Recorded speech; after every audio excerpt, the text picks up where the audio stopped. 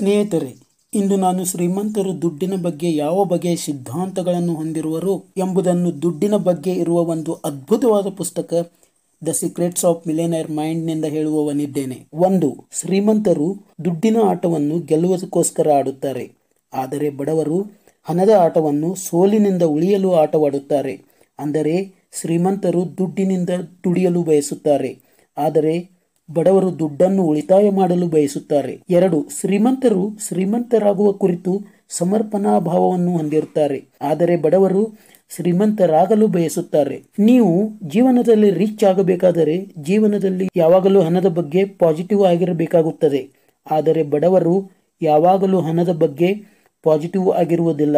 ಒಂದು ದಿನ ಪಾಸಿಟಿವ್ ಆಗಿ ಮುಂದಿನ ದಿನ ಹಣದ ಬಗ್ಗೆ ನೆಗೆಟಿವ್ ಆಗಿ ಮಾತಾಡುತ್ತಾರೆ. ಹೀಗಾಗಿ ಅವರು ಎಂದೂ ರಿಚ್ ಆಗುವುದೇ ಇಲ್ಲ.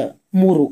ಶ್ರೀಮಂತರು ಯಾವಾಗಲೂ ದೊಡ್ಡದಾಗಿ ಯೋಚಿಸುತ್ತಾರೆ, ಆದರೆ ಬಡವರು ತುಂಬಾ ಚಿಕ್ಕದಾಗಿ ಯೋಚಿಸುತ್ತಾರೆ. ಈ ಜಗತ್ತನ್ನು ನೋಡಿದರೆ ನಿಮಗೆ ಗೊತ್ತಾಗುವುದು, ಜಗತ್ತಿನ ಯಾವುದೇ ವ್ಯಕ್ತಿ ದೊಡ್ಡದಾಗಿ ಯೋಚಿಸದ ಮೇಲೆ ದೊಡ್ಡವನಾಗಿದ್ದು. 4. ರಿಚ್ ಜನರು ಅವಕಾಶಗಳ ಮೇಲೆ ಧ್ಯಾನವನ್ನು ಕೇಂದ್ರೀಕರಿಸುತ್ತಾರೆ, ಅದೇ ಬಡವರು ಅಡಚಣೆಗಳ ಮೇಲೆ ತಮ್ಮ ಧ್ಯಾನವನ್ನು ಕೇಂದ್ರೀಕರಿಸುತ್ತಾರೆ. ನೀವು ಶ್ರೀಮಂತರಾಗುವುದು ಯಾವಾಗ ಎಂದರೆ ಸಿಕ್ಕ ಅವಕಾಶಗಳನ್ನು ಸದುಪಯೋಗ ಪಡಿಸಿಕೊಂಡಾಗ ಮಾತ್ರ. ನೀವು ಅವಕಾಶಗಳಲ್ಲಿ ಹಾನಿಯನ್ನು ನೋಡುತ್ತಾ ಕುಳಿತರೆ ಎಂದಿಗೂ ನೀವು ಶ್ರೀಮಂತರಾಗುವುದಿಲ್ಲ. 5. ಶ್ರೀಮಂತರು ಇತರ ಶ್ರೀಮಂತ ಮತ್ತು ಸಫಲ ವ್ಯಕ್ತಿಗಳನ್ನು ಪ್ರಶಂಸಿಸುತ್ತಾರೆ, ಅದೇ ಬಡವರು ಸಫಲ ವ್ಯಕ್ತಿಗಳನ್ನು ದ್ವೇಷಿಸುತ್ತಾರೆ. ನೀವು ಯಾವ ವ್ಯಕ್ತಿಯನ್ನು ದ್ವೇಷಿಸುತ್ತೀರೋ ಆ ವ್ಯಕ್ತಿಯ ರೀತಿ ಎಂದೂ ಆಗಲು ಸಾಧ್ಯವಿಲ್ಲ. 6.